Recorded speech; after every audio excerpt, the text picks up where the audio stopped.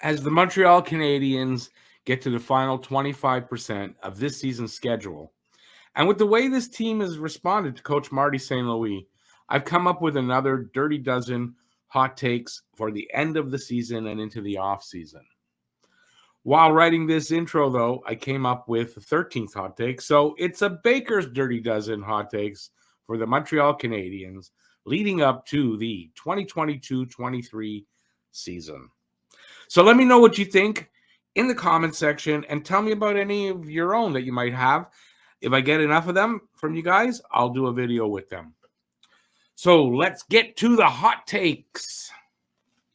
Number 12. Montreal finds a trading partner for Yoel Armia. Based on his performance in last season's playoffs, if Montreal retains a little of his cap hit, I think a team comes a-calling. Sweeten the deal with a low pick if you have to, but I think a playoff team will be able to find room for him somehow. Listen, he's an elite penalty killer. He was really excellent on the fourth line in last season's playoffs, and I think a team that can afford it has the cap room because it's a bit of a contract to swallow. Montreal will have to retain some. Yeah, I think a team comes calling. Apparently, there is interest in him. Number 11, Carey Price plays 5+ games in April. I believe Carey when he says he wants to play this season, and I think he accomplishes that to the tune of 5+ games in April. Splitting time with Monty, it'll be kind of like a statement from him to let us know that he'll be ready for next season.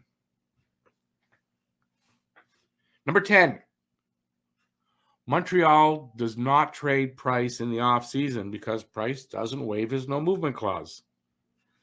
So I'm also going to believe Carey that he wants to continue to play in Montreal.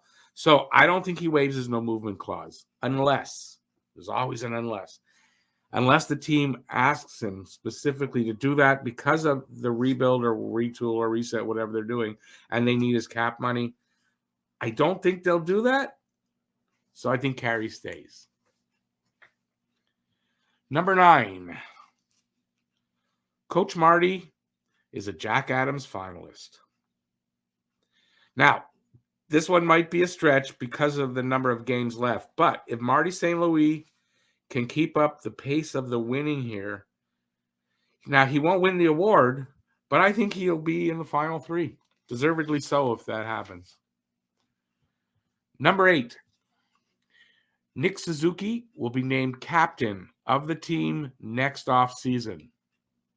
So the team has said that they're going to name a captain in the offseason that's coming up. So at 23, he'll be the best player on the team and is already a quiet leader. He is calm, very intelligent, and seemingly liked by all his teammates. By the time this team is a true contender, he'll be the oldest of the team's new young stars and the right guy for the job. He can handle it now and will make a great captain, in my opinion. I'll just want to say that Rem Pitlick, I think, is a year older than him, a year, maybe 2. So if he's here and so he might not be the oldest of the new stars, but he'll be the most talented of them. I think he'll get captaincy.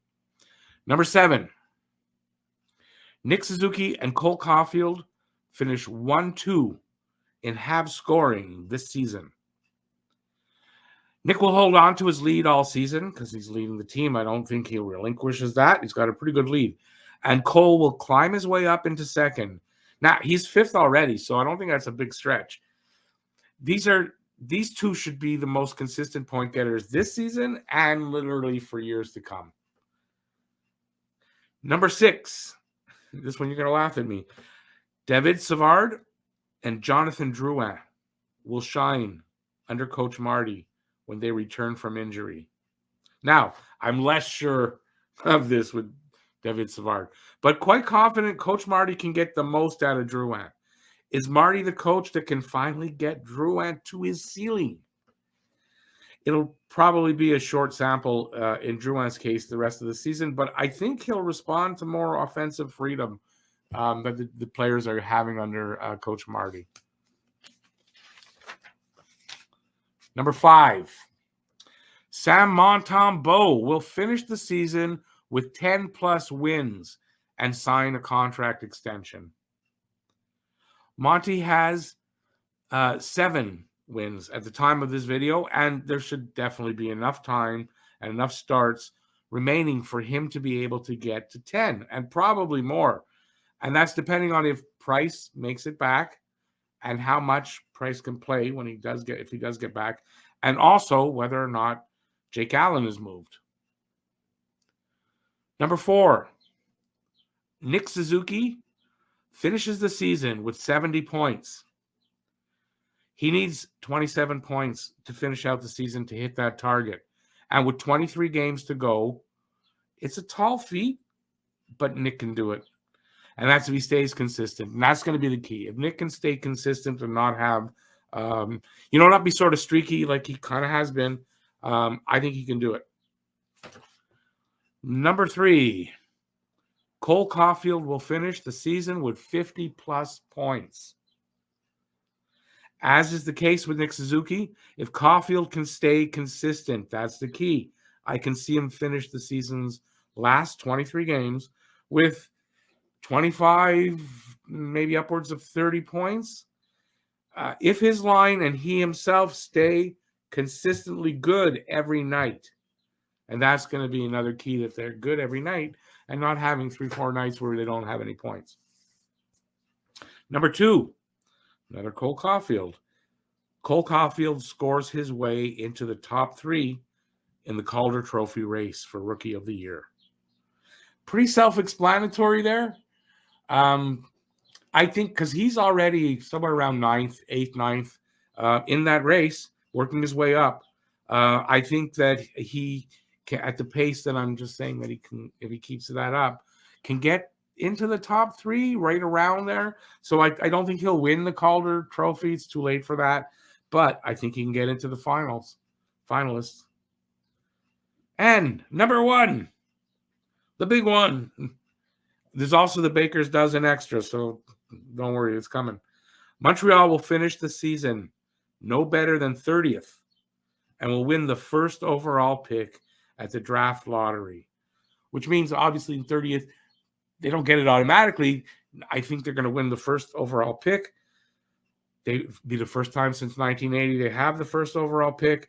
They won't play themselves out of a good draft pick with the way they're playing. There's not enough time left for that. I'm quite sure of that. As long as they finish 30th or better, they'll be no worse than 5th for the pick, and that's still a great place for them to be. And now the extra. Baker's Dozen. Rem Pitlick will sign a multi-season extension somewhere in the area of 3 to 4 years. Don't forget he's 24. And at $2.5 million in that area AAV. He is a great waiver wire pickup. Great attitude. I from the first time I've seen him talk at a press conference, those things they do after practices and before games. I like his attitude. Great attitude. Works hard every shift. He's underrated. Could be top 6 potential. I said could be. I'm not saying he is, but could be top 6 potential. He's speedy, and he's a skilled forward, and he can play all 3 forward positions. Great pickup. So I hope you enjoyed the video. If you did, please give a thumbs up. I'd appreciate that. Until next time, thanks for watching. Stay safe out there, and peace out, y'all. And hey, check out that video over there in the corner.